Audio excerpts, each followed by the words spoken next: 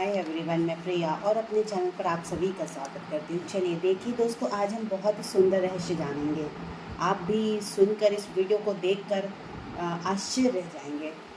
अच्छा, कभी आपने सुना है क्या कि आखिर पांचों पांडवों को क्यों मरवाना चाहती थी द्रौपदी, या फिर युद्ध में कैसे बची जान पांडवों की? तो देखो, ये हमें गूगल से या फिर बोल सकते हैं कि शास्त्र और पौराणिक कथा कहती है कि ऐसा आया था, मतलब श्रेय आया था गूगल पे। लेकिन देखिए दोस्तों, ये पूरा का पूरा अफवाह है। द्रौपदी कभी पांचों पांडवों को मरवाना ही नहीं चाहती थी। वो क्यों मरवाएगी, है ना? वो तो उनके पति हैं। देखिए, यह धारणा जो है ना, यह एक गलतफहमी और मनगढ़ंत कथा पर आधारित हो सकती है। कहते हैं कि जो किसी उपन्यास, लोक कथा या टीवी धारावाहिक में दिखाई गई हो, तो महाभारत के जो मूल महाकाव्य हैं या प्रमाणिक ग्रंथ हैं, इसमें ऐसी कोई बात कही नहीं गई, है ना?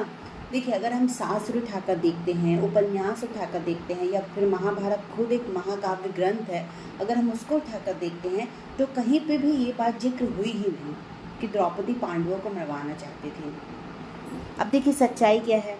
तो सच्चाई तो आप भी जानते हैं, अगर आपने महाभारत देखी होगी तो। देखिए, द्रौपदी ने हमेशा पांडवों का साथ और समर्थन किया है ना? और द्रौपदी का जो अपमान है ना, जो द्रौपदी का चीरहरण हो जाता है, वही महाभारत युद्ध का मुख्य कारण बनता है। द्रौपदी ने कौरवों के खिलाफ प्रतिशोध की भावना जरूर रखी, लेकिन वे पांडवों के बलिदान के लिए नहीं बल्कि विजय की कामना करती थी। आपने भी देखी होगी महाभारत। तो जो द्रौपदी थी, द्रौपदी के साथ भले ही कितना भी मतलब अपमान हुआ हो, कुछ भी हुआ हो, लेकिन उन्होंने हमेशा पांडवों का साथ दिया।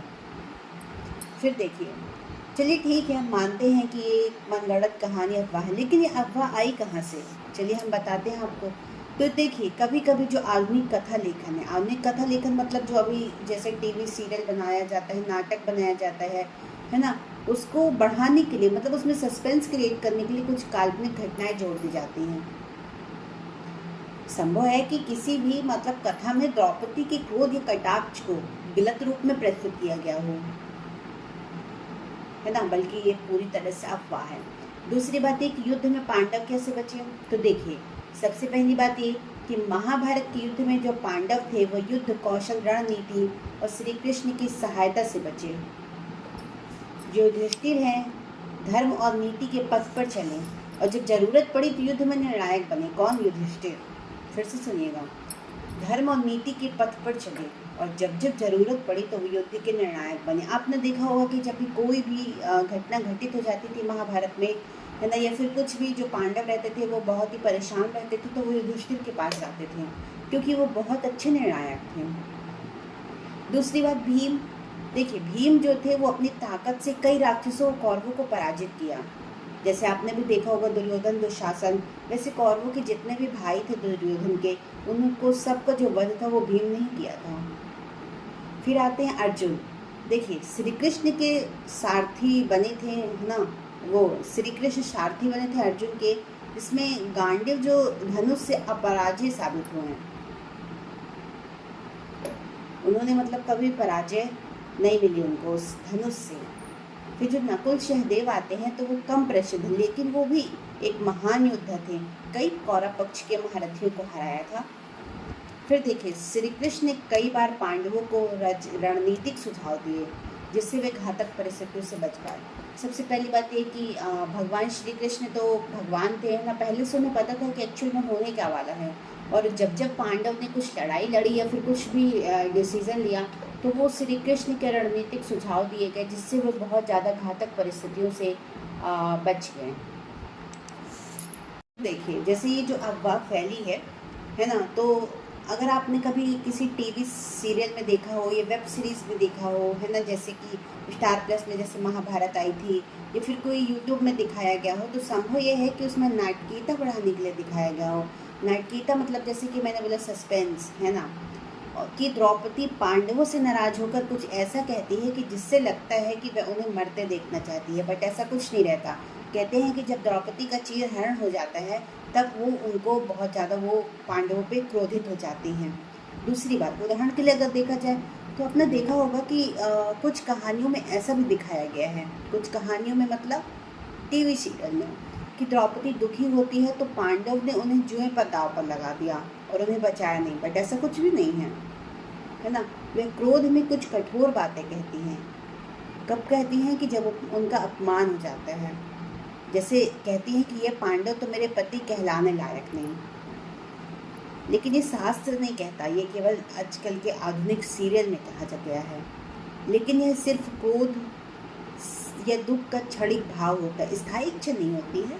मतलब उस पल की, है ना, उस वक्त जो द्रौपदी का अपमान हो जाता है, केवल उस वक्त का वो दुख का क्षणिक भाव होता है।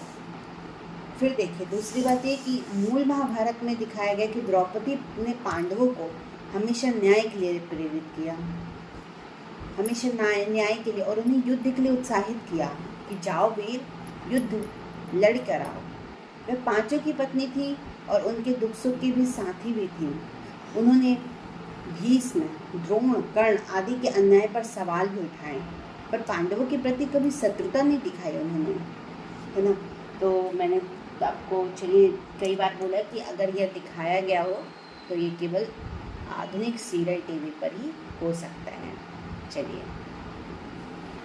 सबसे पहले ये कि जब अपन शास्त्र पढ़ते हैं या फिर आप महाभारत का जो महाकाव्य ग्रंथ है वो बुक उठाकर देखेंगे, और जो आप आधुनिक सीरियल देखेंगे महाभारत का, उसमें थोड़ा डिफरेंट रहता है, क्योंकि वो केवल नाटक के तौर पर बनाया जाता है। उसमें थोड़ा सस्पेंस क्रिएट किया जाता है ताकि जो ऑडियंस रहती है उनको पसंद आए, है ना। तो जैसे आपने देखा होगा कि कल्पना और वास्तविकता को मिलाकर मतलब कहानी को नाटक बनाया जाता है ना। वो बिल्कुल काल्पनिक भी नहीं हो सकती और वो बिल्कुल वास्तविक भी नहीं हो सकती। अगर आपने देखा हो, जिसमें जैसे कुछ संवाद हैं या कुछ डायलॉग होते हैं वो अलग हो सकते हैं कि द्रौपदी पांडवों के खिलाफ है, बल्कि असल में ऐसा नहीं होता है दोस्तों। और जो अगर मैं मतलब जैसे अपन सीरियल देखते हैं तो वो मूल महाभारत से थोड़ा अलग रहता है। मैंने क्या बताया, कल्पना, काल्पनिक और वास्तविकता को मिलाकर कहानी को नाटकीय बनाया जाता है। चलिए आई होप आपको वीडियो पसंद आया होगा दोस्तों। मैंने इस वीडियो में बताया कि कैसे जो द्रौपदी है ना, क्या वो पांचों पांडवों को मरवाना चाहती है, तो फिर युद्ध में कैसे बची आखिर जान पांडवों की। तो देखिए बिल्कुल ही मनगढ़ंत और गलतफहमी है। चलिए तो हमारे वीडियोस को ज़्यादा से ज़्यादा लोगों तक शेयर करें, अपने फैमिली सर्कल में शेयर करें या फिर अपने फ्रेंड सर्कल में शेयर करें। देखिए महाभारत बहुत ही अविस्मरणीय कथा है, अविस्मरणीय ग्रंथ। आप एक बार उसको स्टार्टिंग से लेकर लास्ट तक अगर विज़िट करें, देखें, सुने तो आपको एक बहुत ही अच्छा लगेगा। चलिए तो बाय बाय दोस्तों, जय श्री कृष्णा, जय श्री राम।